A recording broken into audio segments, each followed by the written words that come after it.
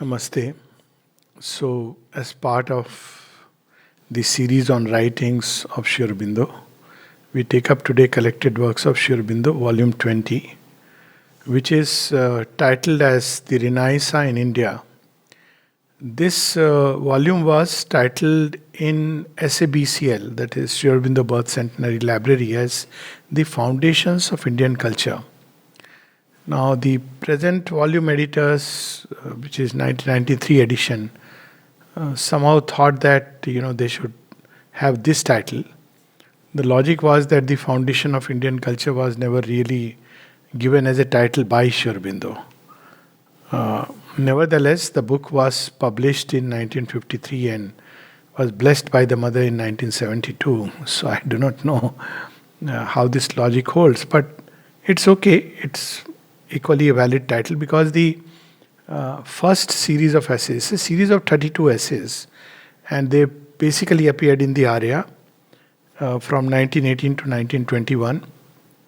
And these series can be put into four main headings. One is the Renaissance in India, which is, of course, a series of essays. Then Indian culture and external influence, very relevant and valid. Is India civilized? And the fourth is a defense of Indian culture. Now, this, of course, a very provocative title is India Civilized. So it's put in inverted commas because it's not it's not a title given by Sri Aurobindo, but it was a retort or a kind of response to someone by the name of Mr. William Archer. So all these four series have been written in response to someone or the other, but that is only a starting point. And the rest is, of course, Sri Aurobindo elaborates in his inimical style, and divine style. And the beauty is, as always, if we read these essays today, it will look like Sri Aurobindo is writing today or maybe tomorrow. That is the beauty because they sound so contemporary. And when I read it, I have wondered that, was this happening really during the times when Sri Aurobindo wrote? Or is it like he was too much into the future and was writing for today? So it's for each one to, look into it and decide. But just a little background before we enter into the writings. So the first one, The Renaissance in India, is based on a response to a book by Mr. James Cousins. So James Cousins was an Irishman, and he was, and not only an India lover, he actually ended up, he was a Christian by birth, but he took up Hinduism toward the later part of his life and even changed his name to Jairam. Jairam is one of his names. And he eventually died in India. So he was very, not only sympathetic to India, but he felt that, just like there is a Renaissance all over, so there should be a Renaissance in India. But he felt, does India really need a Renaissance? So Sri Aurobindo starts from there because he says India has always been there. And this was a kind of talk going around during that time, the buzz that, India needs a Renaissance. This was the thought that certain European critics were pouring upon Indian thought, mentality, life forms. They couldn't understand. So they compared this whole process to what happened in Europe at some point of time, where the Celtic and the other Greco-Roman, ways of life were completely abandoned. And there was a Renaissance which was carried out primarily by a rationalistic approach towards life. So Renaissance meant there in that context that, these forms have become meaningless and let's remove them and just have the new rationalistic order. So this rational society was regarded as so-called enlightenment, and it had a sprinkling of Christianity added to it. So it was more like basically a rational order where you accept the only religious form that was available and accessible to.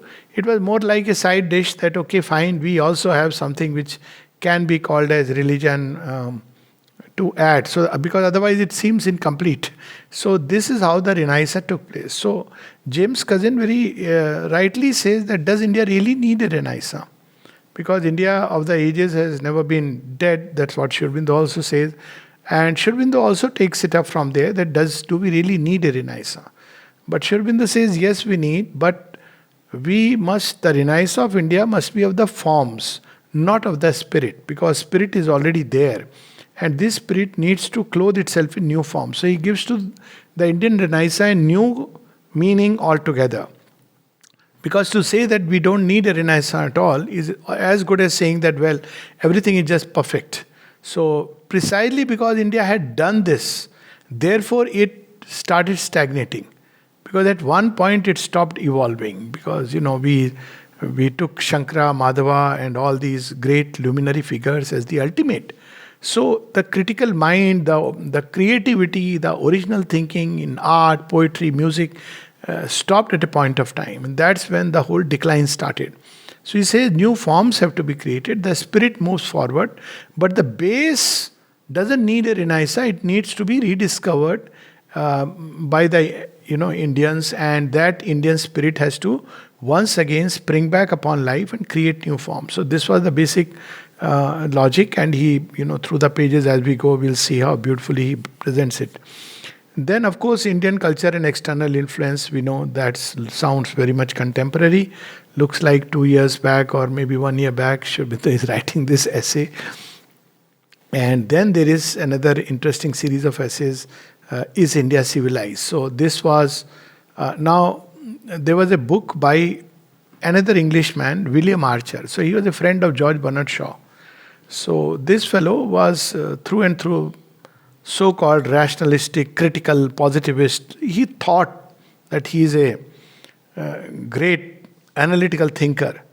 And on that basis, he rubbished the entire Indian civilization. He said it's nothing. It's just a mass of superstitions, bundle. What we today speak of as the liberal thought. So, but even in terms of reason, it was very poor. Actually, if you read through the book, it's so clear that he didn't really understand. Even his reasoning is very faulty. Leave aside the criticism and understanding and being in sympathy with Indian culture.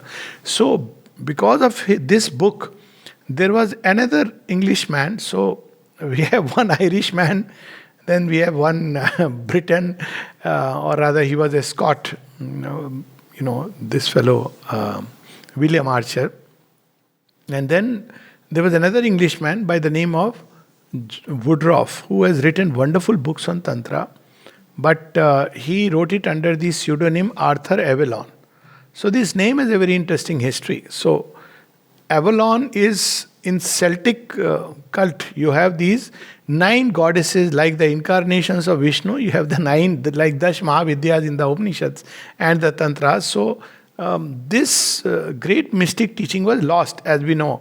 That Irish and the Druids, all these were, there was wonderful things happening, but it came to an abrupt halt under the thing of Renaissance. So this man, Arthur Avalon, John Woodruff, had a very interesting history, how he took to Tantra.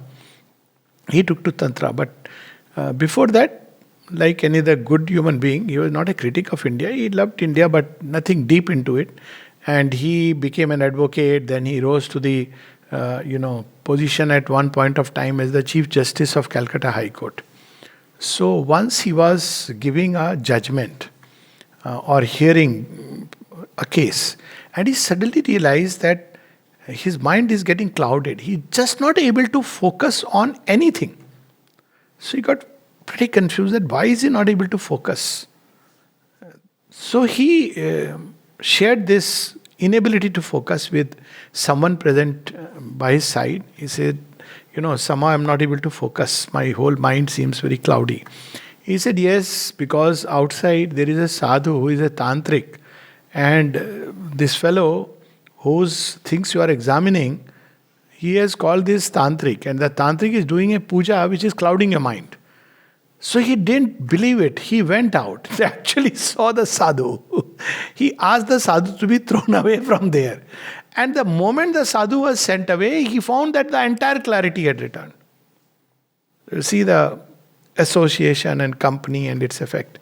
Now, of course, this was a special puja which was being done. When he experienced it, he said, my God, there is something which I don't know. This is something so powerful, because he had a direct experience. You remember how Sri Aurobindo, when he saw the Naga sannyasi cross the water, and it was given to his brother Barin, and he recovered from a mountain fever. So then this thought came very clearly that there is something which I don't know and I must explore. That is how he went into the details of Tantra and himself practiced Tantra under a guru very assiduously, so much so that when he used to lie down on the bed and do this Sanskrit chanting, his guru said, "You can't do it. You will lose the capacity to utter Sanskrit in the proper way if you lie on a very cushioned bed." So he started lying on the floor on a mat to practice Sanskrit. And his Sanskrit, both spoken and written, became so good that even people who were natives, means Indians, he could give a lesson or two to them. So this man took it upon himself to respond to William Archer. And he wrote a book, showing the stripping off all the aspects of William Archer's so-called logic. But then Sri Aurobindo saw that book and he said there is a need to write more. So basically the second part is on two aspects. One is William Archer, he is responding to him, basically. But he is saying some things which obviously were missed by Arthur Avalon. So this is the whole background of this book. And what we have is, wonderful, roughly 400 pages and beautiful illustrations of some of the ancient temple architecture. I wish they had also given some, of course, the illustrations are by the publishers, but I wish they had also given some ancient text because it would have added to the charm and beauty of this. So whatever temple or architecture that Sri Aurobindo has mentioned, they have put it as a picture, some of them. And below it, there is a passage or a little bit of passage which Sri Aurobindo has spoken about it. Sometimes, of course, it's not fully accurate because when you pick up a passage randomly, there is something Sri Aurobindo has written before it and something Sri Aurobindo has written after it. So when you see some of these pictures and passages, it's always best to go back to the entire content that Sri Aurobindo writes. So he starts with this book of the Renaissance in India, which is a series of essays with this particular question, that is a Renaissance really needed? And when Sri Aurobindo speaks about that, what he is seeing, it seems that this Renaissance is going to take place regardless of anyone. Because he starts, like in our Puranas, we have the whole story starting from the decision taken far, far above for creation. So look at how he speaks of it. On the whole, what we see is a giant Shakti who, awakening into a new world, a new and alien environment, finds herself shackled in all her limbs by a multitude of gross or minute bonds. The giant Shakti is about India, and it reminds us of, Swami Vivekananda's vision where he sees India bound and shackled in one of his visions, and he has the wish to free her from the bonds. And suddenly she appears in a golden resplendent form and says, "Do you think that anybody can bind me? It's of my own choice that I have adopted it, and of my own choice I'll throw it away." So something very similar, Sri Aurobindo sees what he has seen. He doesn't write that. Surely he must have seen much more than what is expressed. But look at the way he expresses it. Bonds self-woven by her past. Look at it, that she herself had woven those bonds around her. Sri Aurobindo brings that out again and again, that this impact that took place of the British culture, what was its necessity, and how it has touched something in Indian spirit which will take it to another level of self-rejuvenation. He doesn't say that about the Mughal invasion. And the reason is very obvious, because Mughal invasion was brutal, cruel, and all kinds of things happened. But the core belief that there is a divine element, you have to believe, you have to have faith. He speaks about the zealot of the Muhammadan, and you have to do things in the service of God, in the name of God. they were those similarities which were completely lost in the outer forms and obviously the political ambitions of the kings. But with the British culture, something new came. It was something which India had lost. It had it, but it had lost it over a period of time. And that was critical thinking, the ability to analyze, to rationalize. So that began to awaken, and people started reassessing who they were, because it's like we take ourselves for granted. All of us, I'm sure, had this experience sometime or the other. One of my experiences was when I traveled abroad, and I saw that, when people were being taken for security check, those days, long, long back, 22, 25 years back. So suddenly they were segregating certain people for a special check. Special check means body scan and all that. So that time body scan had not yet come, the X-ray scan, but thoroughly check. So I was noticing that who are the people who are singled out? Is it random or there is a plan in it? So I saw that basically the Browns were mainly the ones who were put aside. So I just made an observation. Then I asked my friend later on that why is it so? He said no, because Asiatics. So first time I heard the word Asiatics, I was referred to as Asiatic. It was not really Indian. So I suddenly discovered a larger identity with which I am connected. I am an Asiatic. That's a European. So, when you come in contact with that, then you start rediscovering yourself. Before going there, I am an Indian, very strongly Indian. I discovered that I have another level of identity which is Asiatic. So when you come in contact with something as alien as the Western civilization in its current last 300, 400 years, it invites you to question yourself. So Sri Aurobindo says it's perfectly fine if people level criticism.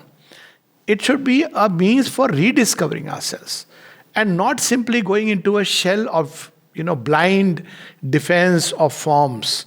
So that's how the need of a renaissance, and we see this even in Bankim Chand's novel Anand Mat. Sri Aurobindo refers to that, not here but elsewhere. So we see that after the Mughals, they were fighting these sannyasis. They were fighting against the Mughal rule. And toward the end, they see that the British guns come and the Mughals are going away. But they suddenly see that while Mughals are going away, they are occupied now by completely a different kind of a culture which they can't even understand head or tail of it. Muslim was easier to understand. But this is completely different. So it was such a different shock for them. And then their leader, who is a guru, he says, no, this is required. This is the need of the moment, and they will rule for some time and then they will go. So here he reminds us that she had chosen upon herself bonds recently imposed from outside. So there are bonds which are of the past. Why they have become bonds? Because when we don't change, then things begin to become the same thing, which were beautiful. They tend to become a bondage. And then bonds recently imposed from outside, and is struggling to be free from them, to arise and proclaim herself, to cast abroad her spirit and set her seal on the world. Looks like last 2 years Sri Aurobindo is speaking of. 10 years, 15 years back, you won't have even imagined that, what does it mean? Even to us, it would have been very difficult to understand. So, we hear on every side a sound of the slow fraying of bonds. Does it sound contextual? Every side is slow fraying of the bonds. Here and there is sharp tearing and snapping. But freedom of movement has not yet been attained. The eyes are not yet clear. The bud of the soul has only partly opened. The Titaness has not yet arisen. See how beautifully, Titaness, the Shakti that is going to work. Here the Titaness is not something dark. It is one whom even the gods worship, the Kali, who is going to awaken in India and start her dance. And then Sri Aurobindo starts step by step, and he takes this aspect that yes, if you say Renaissance in the European sense, it is not needed, and that's not how Indian Renaissance will take sense. So what Europe did, it completely broke off the past, not only the form but also the spirit, and it suddenly started building a society on the basis of reason. So he says there are cultures, there are countries which have been Europeanized in this way, losing their spirit, and one such example is Japan. And several places we see, both Sri Aurobindo and the mother, they were not happy about this, that Japan lost its real inner spirit.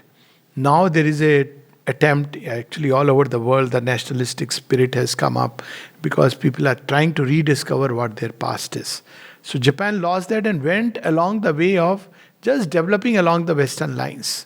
Because Japan is primarily about aesthetics. It lives in that fine vital emotions and it can easily build that up. I mean, replacing it, all that it needs is transfer it onto a Europeanized, mechanized society. And it did it. He says, but that cannot be in India. Even if India were to try, it's impossible. Because India primarily lives in the spirit. And therefore, any Renaissance has to keep into mind that backbone, that cornerstone, that foundation of Indian life, which he says is spirituality. Spirituality is indeed the master key of the Indian mind. The sense of the infinite is native to it. India saw from the beginning, and even in her ages of reason and her ages of increasing ignorance, she never lost hold of the inside. That life cannot be rightly seen in the soul light, cannot be perfectly lived in the soul power of its externalities. And then Sri Aurobindo very beautifully compares the European outlook with the Indian outlook. Here he speaks of two very different ways. Of course, Asiatic outlook, but then as someone has rightly said, that basically when you speak about the Asiatic outlook, you are primarily in today's time referring to India, because the rest of Asia has gone here, there, everywhere. And primarily, it is still gone. Look at China, aping completely the Western model and bringing to it, in it, this communist kind of Marxist ideology, and it's ruined itself. Otherwise, China was another great civilization in the way past. So he brings out that what is the European way of creating a symmetry and a harmony. This need for harmony of mind, body, and something beyond is there in every human being. So what they do is they do it by limiting things. So what is meant by limiting things? So your reason goes to a point. Now, beyond that point, it is afraid to climb. So, because you have to leave that vehicle. So it limits. This is the possibility of thought. Feelings go to a point, but beyond a point, it limits. You can't feel to that extent that you seem totally irrational.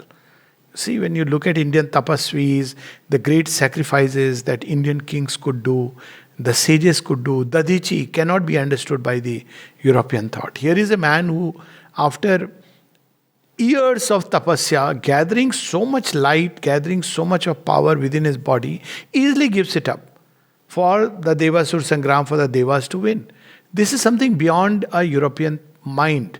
So it will believe in noble feelings, noble sentiments, being good-hearted, humanizing things. But beyond that point, it will not go. So your interest, your selfish interest, the struggle for survival is still there.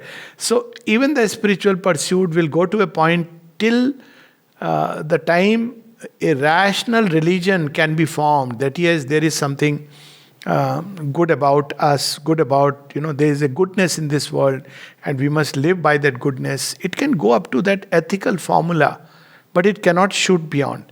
So, but in India, the way harmony is created is very different. So in India, anything we take, we stretch to an extreme. And you go to that extreme where that little activity touches the infinite.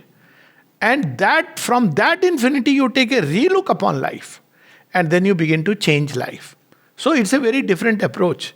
And he says, even in the days when India, there were stages through which the decline took place.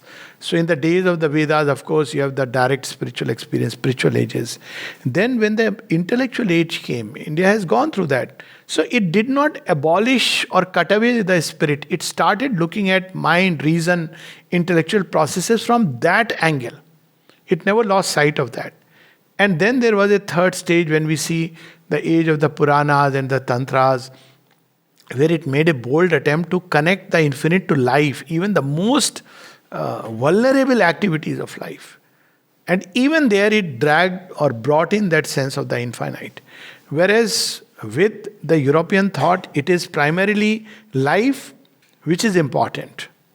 And if something has apparently no utility to life, it is discarded as abstraction of thought. So it will take that much of the higher which can only replenish life as it understands it. But the Indian thought is, let us understand life first from the sense of the infinite. So it went on and on further, and the being behind this universe, and beyond the being into the non-being, beyond the being and the non-being. European mind won't like to, enter into that abstraction, because what is there beyond being and non-being? It's all just, abstract language. It doesn't make sense. How does it enrich us? How does it help my everyday life? But then Sri Aurobindo says that yet in Indian thought, there was always this intimate connection. Life was never abandoned, because one knew that there is not that spirituality cannot flourish on an impoverished soil. So when you see Indian thought from that perspective, you see, for example, the temple architecture. So you see some of the, especially the southern temples, you see them crowded with images, which a European mind cannot understand. Its idea of temple is the cathedral, where you go inside, there is maximum one figure and the benches, you sit and pray. What has this whole, so many figures got to do? Or for example, when you go to Konark, you see all these figures all around. What has that got to do with spirituality? But it was a completely inclusive spirituality. Konark temple is a classic example, where you have the entire universe represented, and yet it is opening to the sun. So the entire thing is infinity coming down and taking up everything, right up to the gods, the human, the animals, and every type of creation and creatures into its entire fold. It's the big chariot of the sun which is journeying across. So this was the conception of Indian creative genius, and it reflected in every sphere. But then, yes, after maybe a time came when the Indian spirit probably, we can put it this way, that you cannot keep on constantly creating, you cannot keep on constantly climbing, even a most athlete will. So it took rest. That's the time we see that the creative genius, we still would go to Kalidas in every field India created. In the field of science, 64 types of Vidyas, Natya Shastra. For everything there was a Shastra. And every Shastra, very interestingly, had the backing of a Rishi. So it was never a spirituality disconnected with life. So he says that's a wrong way of understanding Indian spirituality, that it is disconnected with life, regards life as Maya. That is only one strain, which is primarily Buddhist, and later on Shankara's Advaita. But basically, but even in Buddhism, if you see Mahayana Buddhism, it's a very inclusive thought. So he says that's only one strain, because India allowed extreme experimentation. But basically it included life, enriched life with the sense of the infinite. In every field, if we went, and he gives example of, of course later on he takes it at great length, even in science. So the stars were not just, India could map the motion of the stars. It knew that Earth is not flat. It could accurately predict the conception of time was accurate to unimaginable degree. The distances between planets. At the same time, he brought into these planets another dimension altogether. So they were not just physical entities, they were subtle entities. So you have the Navagrahas, which are influencing human life. And these subtle entities had their own origin in something still greater. So always it derived itself from the infinite. So this is how Sri Aurobindo reveals that this key of Indian thought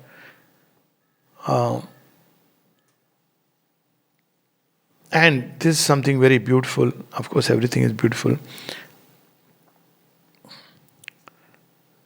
The Indian mind saw that the invisible always surrounds the visible, the supra-sensible, the sensible, even as infinity always surrounds the finite. Now you see, it requires a tremendous boldness and courage to do it.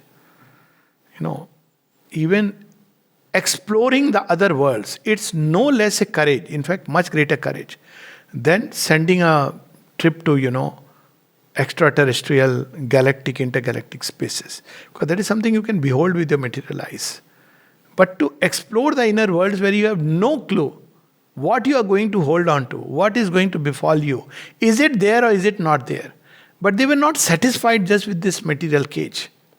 So they kept on pushing their consciousness further and further, found a way and declared boldly, one of the boldest declarations that we find in Indian spirituality, which is really not just, it is literally mind-blowing.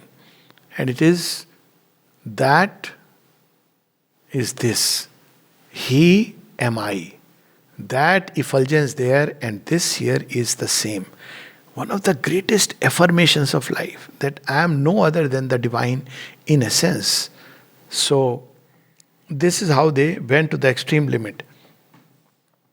She saw the myriad gods beyond man, God beyond the gods, and beyond God his own ineffable eternity.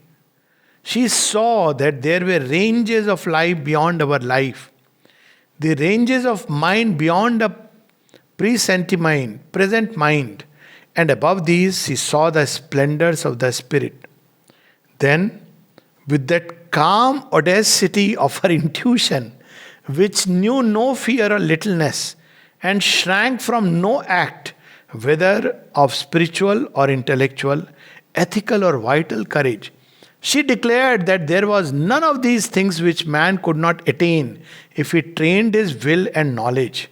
He could conquer these ranges of mind, become the spirit, become a god, become one with God, become the ineffable Brahman, and with the logical practicality and sense of science and organized method which distinguished her mentality, she set forth immediately to find out the way. So we have this kind of because of these ages of inbuilt thought, life, aspiration in Indian consciousness, the psychic tendencies are inbuilt within us. One of the biggest gifts we receive from taking birth in India is these psychic tendencies. Things like faith, devotion, surrender. Nobody has to teach us, fortunately. So, and then he says, reminds us, but this was not and could not be her whole mentality, her entire spirit. Spirituality itself does not flourish on earth in the void, even as our mountain tops do not rise like those of an enchantment of dream out of the clouds without a base. I think this is the lesson so much needed for the present day India, because still we are too much overawed by the otherworldly tendency. So, some time back there was a reference going on, and still we live in that tendency of the European mind or the so-called rational mind.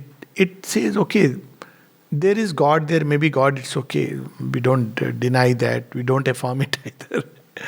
But the rest of things, you be rational.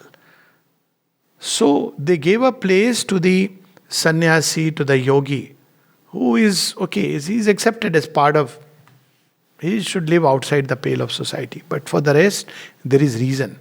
So recently there was a kind of argument which was going around, that a particular yogi, how he is doing business so well, he should not be doing it if he is really a yogi. So yogis are not supposed to do business. Another was that, yogis are not supposed to enter into politics. Not realizing that this is not how India thinks. On the contrary, India thinks that not only business and politics, but battle. That's how the entire Gita is there. And everyday business of life, teaching, education, arts, everywhere. It is the yogi who must take over. That's why when mother said that to be a good teacher, you have to be a yogi. To be a good psychologist, you have to be a yogi. To be a good healer, you have to be a yogi. So in every field of life, one has to be a yogi. So, but this is what we must remember, that in the heydays of India, we are struck by her stupendous vitality, the inexhaustible power of life and joy of life, her almost unimaginable prolific creativeness. For 3,000 years at least, it is indeed much longer, she has been creating abundantly and incessantly, lavishly with an inexhaustible many-sidedness, republics and kingdoms and empires, philosophies and cosmogonies and sciences and creeds and arts and poems and all kinds of monuments, palaces and temples and public works, communities and societies and religious orders, laws and codes and rituals, physical sciences, psychic sciences, systems of yoga, systems of politics and administration, arts, spiritual, arts, worldly, trades, industries, fine crafts, the list is endless. And in each item, there is almost a plethora of activity. She creates and is not satisfied and is not tired. She will not have an end of it. Seems hardly to need a space for rest, a time for inertia and lying below. And the reason is because it's in contact with the infinite. So people don't realize the difference. If we grow and evolve along the lines of the Indian spirit, which is to be in contact with the infinite, there will be no limit whatsoever of what we can create. But if we start adopting the Western model or the Chinese model or whatever other models, it may look like a stupendous success for the moment, but it is going to collapse after a point because it's finite. So what do you do beyond a point? Look at what is happening to the Western kind of democracy.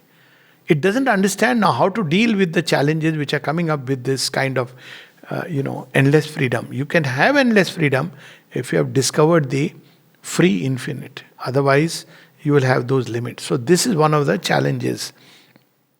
And this is why, and not only that, India had expanded that time. Iran, Egypt, as far as Egypt, Iraq, Mesopotamia.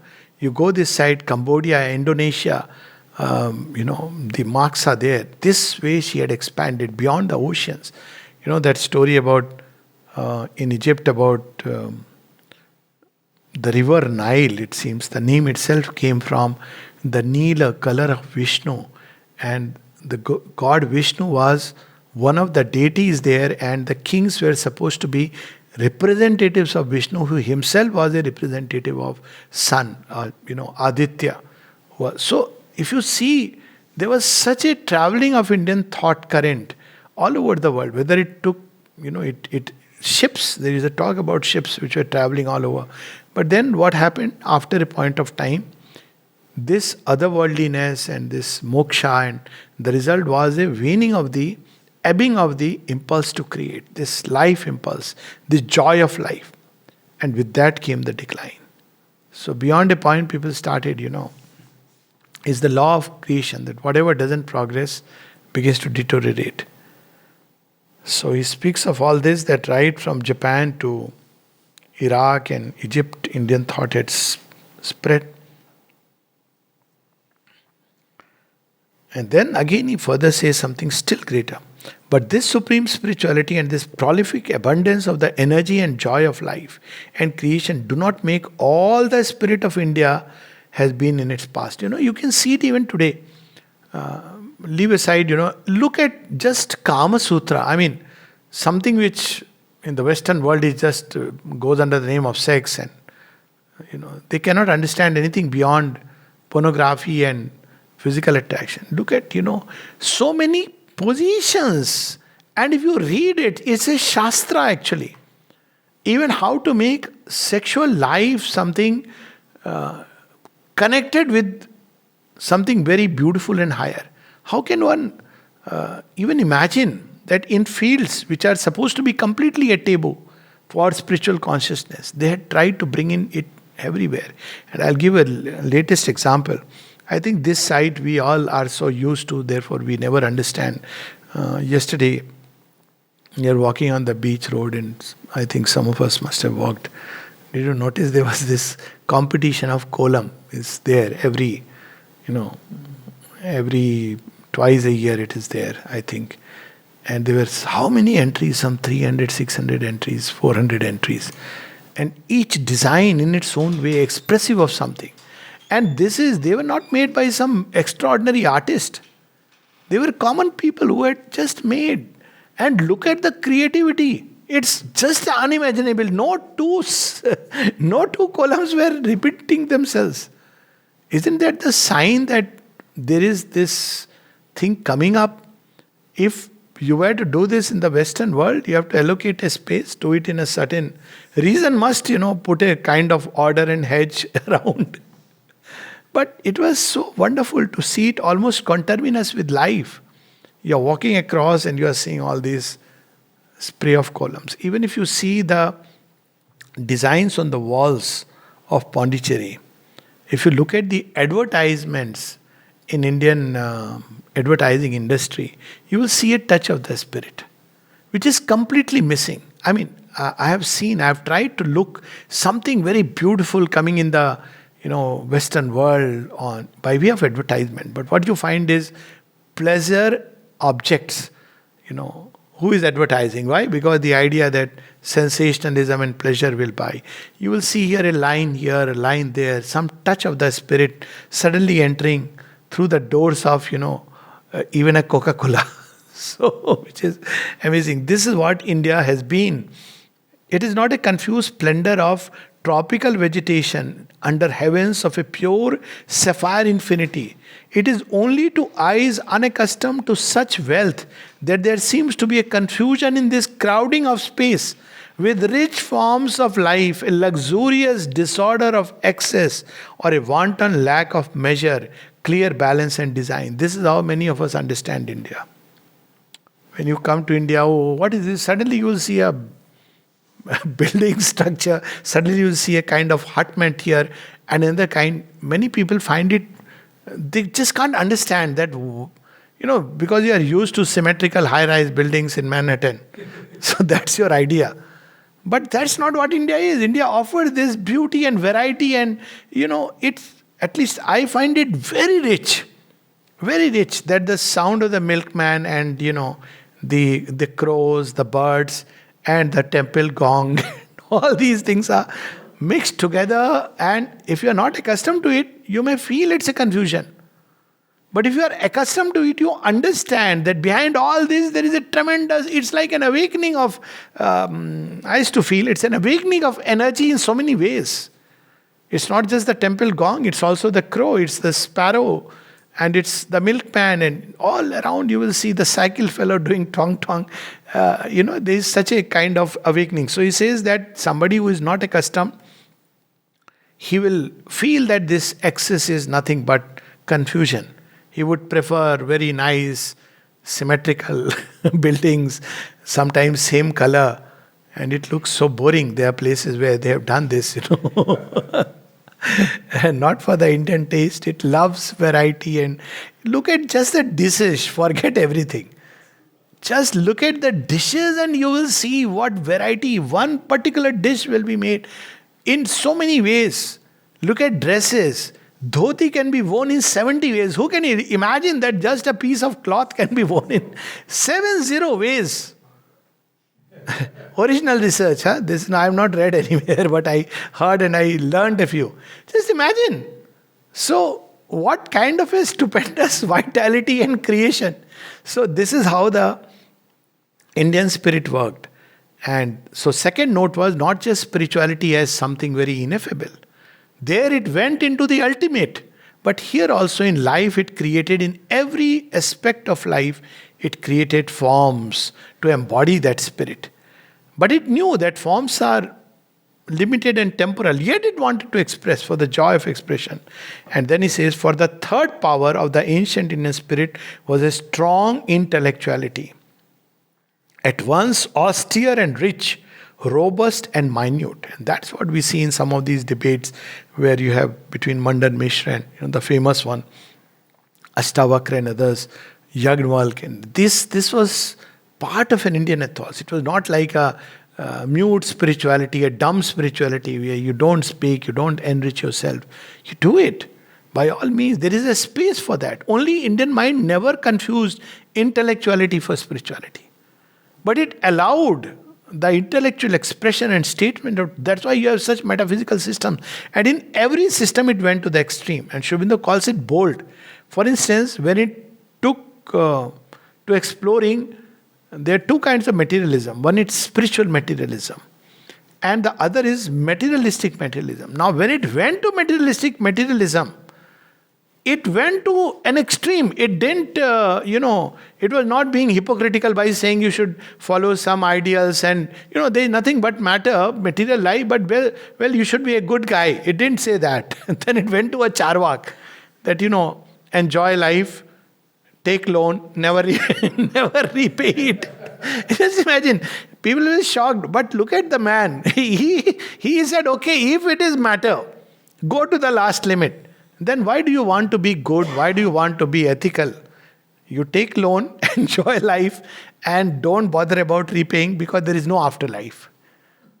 Now, that's another extreme where he took, the whole thing. So that is how Indian thought took everything. That's why when you look at the Indian gods, you will see this.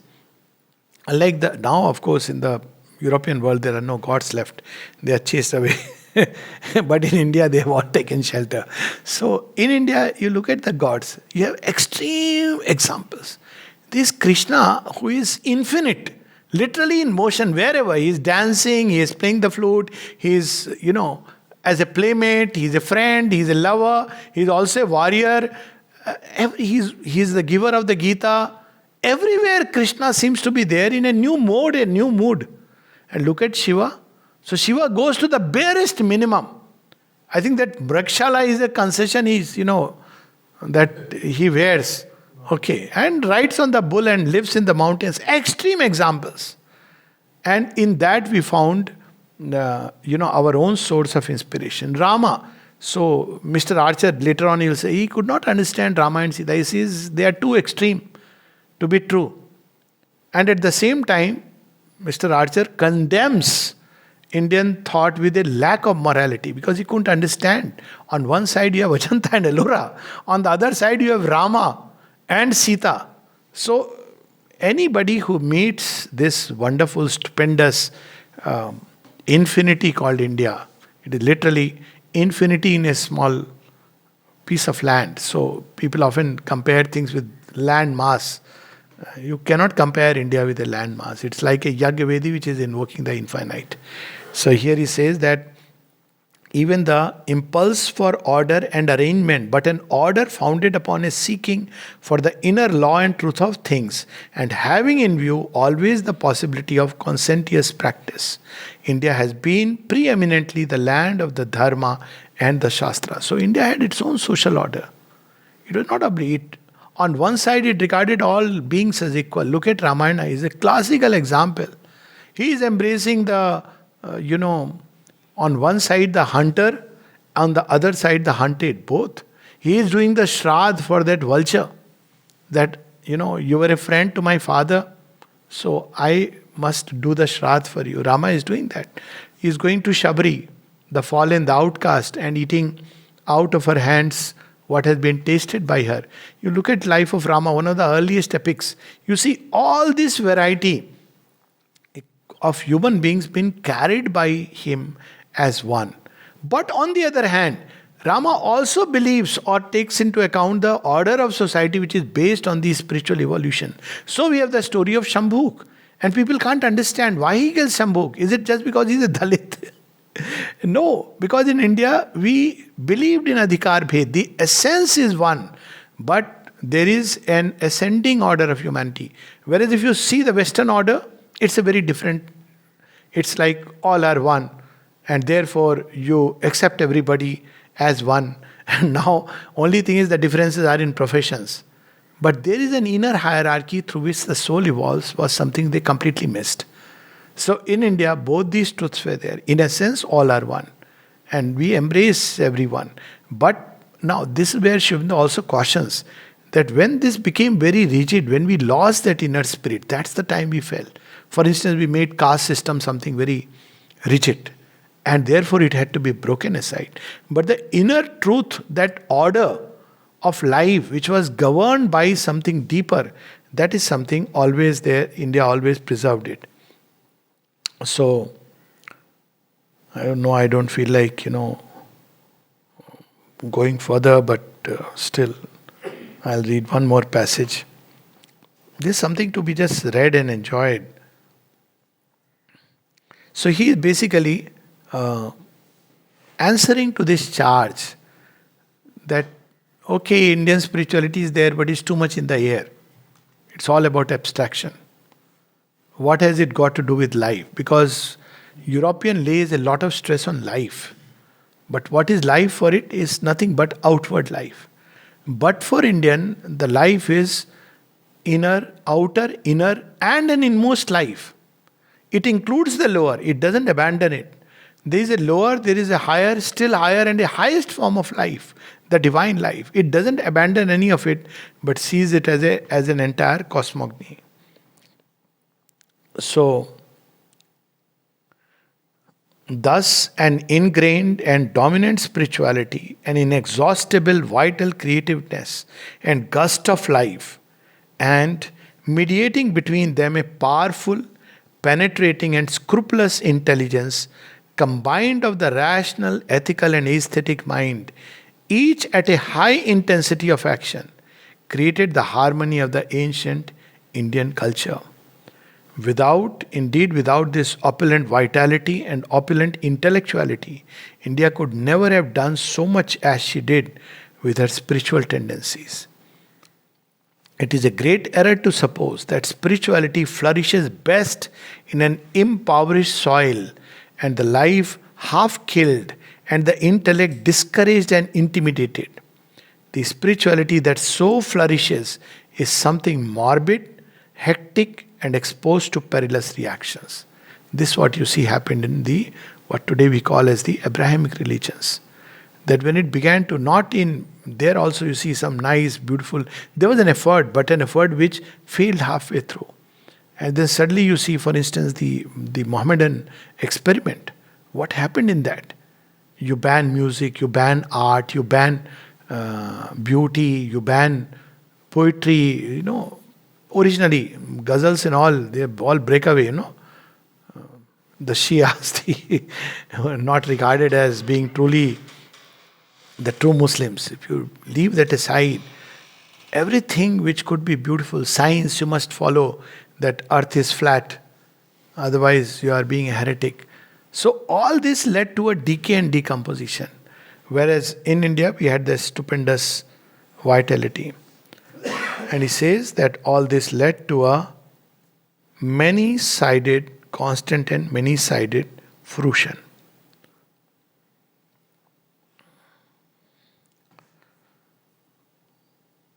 So he speaks about the three ages, and with which we'll stop.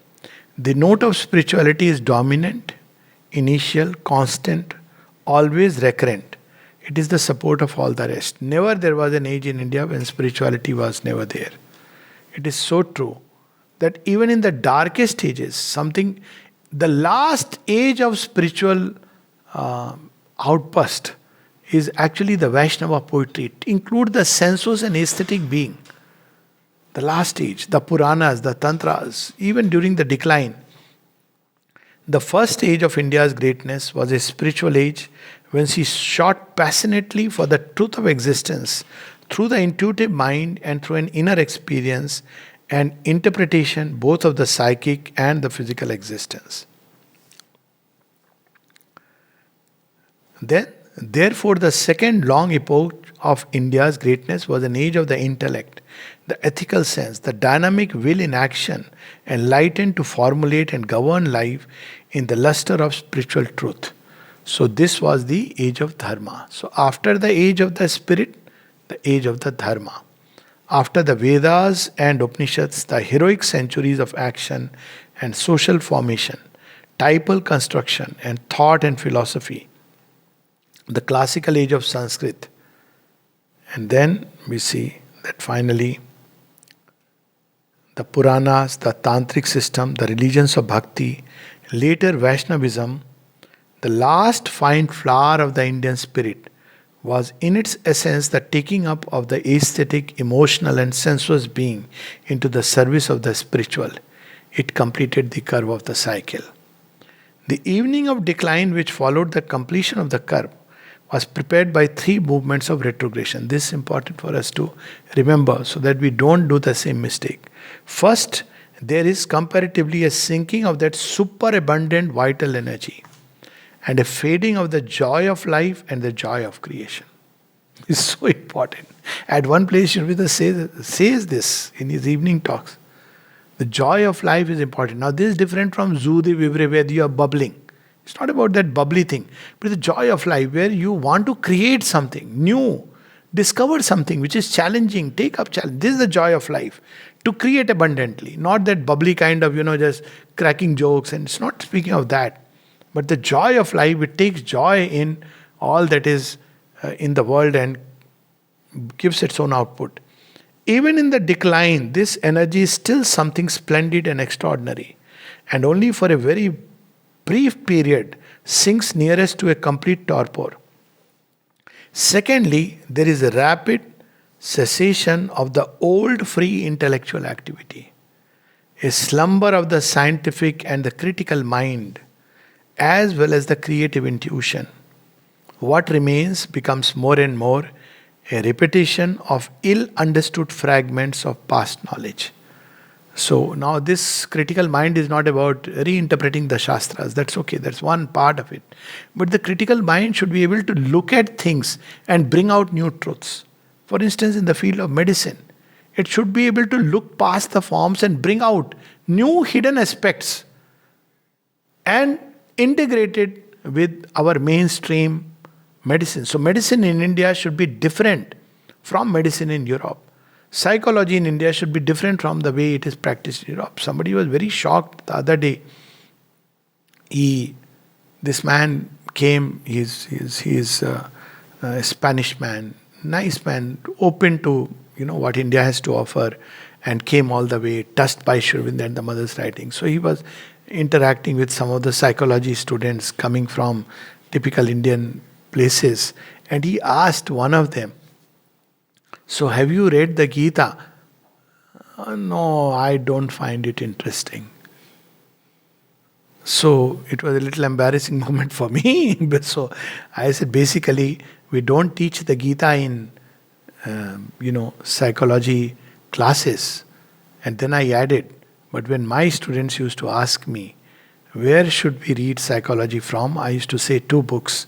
One was the Gita and the second was Mahabharata. I used to say, if you read these two books, you will understand all about human psychology. But throughout of the windows, all this Western thought of, this kind of analytical, psychoanalytical thought, it's rubbish compared. Literally I'm saying, strong word, nonsense when you compare it with that kind of vast synthetic vision of human types, personalities, because these still things in terms of the personality disorders as has been taught classically in the Western paradigm. We don't understand it like that. We saw a whole hierarchy from the Pisachik to Nasurik and Rakshasik and Pashvik and Manvi to Devik to Divya, all that entire hierarchy. And it was based on the sound principle of the diminution of the spiritual energy to its ultimate efflorescence. We saw in it a movement, evolutionary progression, not just surface traits. Because surface traits come from something deeper, and therefore we can manipulate much better. It's much easier. But we don't have the courage. We still try to, explain the Gita, even those who are trying to do it, in terms of, a teacher, a student, how he makes sure that Arjuna is propped up and made to fight. That's all. So this went away in that age. And there was a petrification of mind and life in the relics of the forms which a great intellectual past had created. So finally what happened was that while the past was there, it broke down, and finally the process which has led up to the Renaissance, now inevitable, may be analyzed historically and logically into three steps by which a transition is being managed: a complex breaking, reshaping and new building. with the final result yet distant in prospect. So Indian Renaissance will not be just going back to the past form.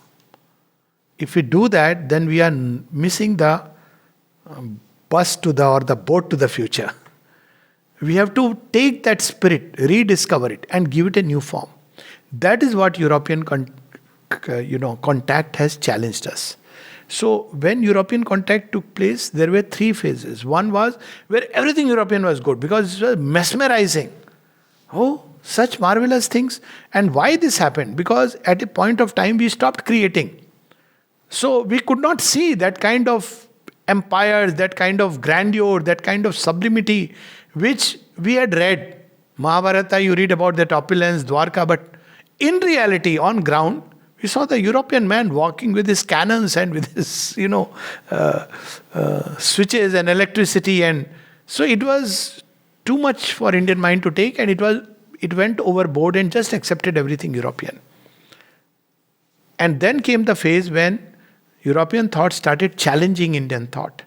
That is the time when the sleeping spirit began to wake up, because, humiliating a whole civilization. So people started waking up and discovering themselves, but still they gave an anglicized version of the Indian thought. No, we also had reason. We also had critical thinking, so it was still that. And even when we brought in mysticism, it was with a touch of the English mysticism. And classic example was again Bankim Chandra and Rabindranath Tagore. If you read Gitanjali, you will feel the mystic sense of the Western mystic, idealism. That is the fervor.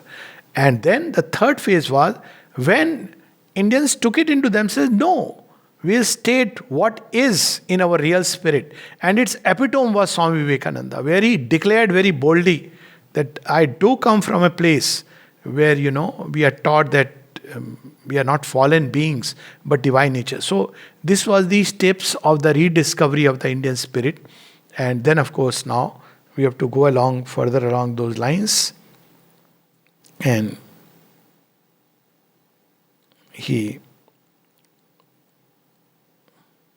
so the most important thing is that he says, one thing seems at any rate certain, that the spiritual motive will be in the future of India as in our past, the real originative and dominating strain.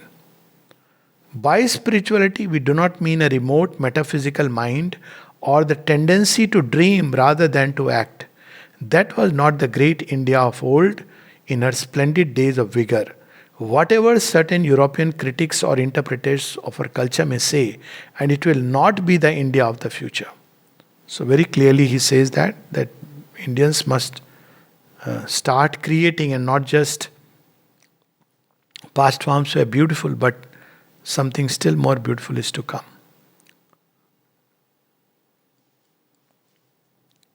Yeah. Another mantra he gives is, India can best develop herself and serve humanity by being herself and following the law of her own nature. This does not mean, as some narrowly and blindly suppose, the rejection of everything new that comes to us in the stream of time or happens to have been first developed or powerfully expressed by the West. So this being ourselves is in the spirit and the motive and the intent. But it doesn't mean we start rejecting, no, we will... Swadeshi does not mean that I will not wear a, Western dress or Western form of dress. That would be absurd. But we'll give it our own coloring, our own beauty, our own aesthetics, which is what you actually see. You look at the dresses, Western dresses which are manufactured in India, and look at the same dresses outside, and you will see the same difference. Rich in detail, you will find it here. And you'll find there nice material, everything. Most of it is, of course, imported. But fairly monotonous. The choices are very simple to make. But here, you see, you go to one cloth store and you'll be lost. Because you see it is an Indianized version of things. And lastly, he says, the last is last. Okay. If the majority of Indians had indeed made the whole of their lives religion, because this was another chart that we are too much into religion. Shabinda says, perhaps there is excess of it. Yes, agreed. But when did we fall? When we lost that truth. So he says very interestingly, if the majority of Indians had indeed made the whole of their lives religion in the true sense of the word, we should not be where we are now. Of course, this religion is not about, just going to a temple and praying. But this religion, its core, the sense of contact with the divine, the infinite, it was because their public life became most irreligious, egoistic, self-seeking, materialistic that they fell. We see this today also. Number one problem of India is selfishness. So it's not religious doesn't mean that going to a temple and doing the prayer and then coming out and completely throwing out of the window all the great truths. Dharma is important. That on one side we deviated too much into an excessive religiosity, that is to say, an excessive externalism of ceremony, rule, routine, mechanical worship, on the other into a too world-shunning asceticism which drew away the best minds who were thus lost to society, instead of standing like the ancient rishis as its spiritual support and its illuminating life givers. But the root of the matter was the dwindling of the spiritual impulse in its generality and broadness, the decline of intellectual activity and freedom, the waning of great ideals, the loss of the gust of life. So we'll stop here. Shubhendra has laid down the broad lines along which India would rise, keeping its spirit intact, but giving new forms and many forms through her creative genius, integrating all that life has brought into its lap, not shunning, not discarding, but taking it up, not like those people who say, we don't use the internet, we don't use the lamp. In my days, we didn't have electricity. That is outrightly foolish. There is internet, there is electricity. Just because it happened to be there, we use all of that and give it a new understanding and a new usefulness than we see today.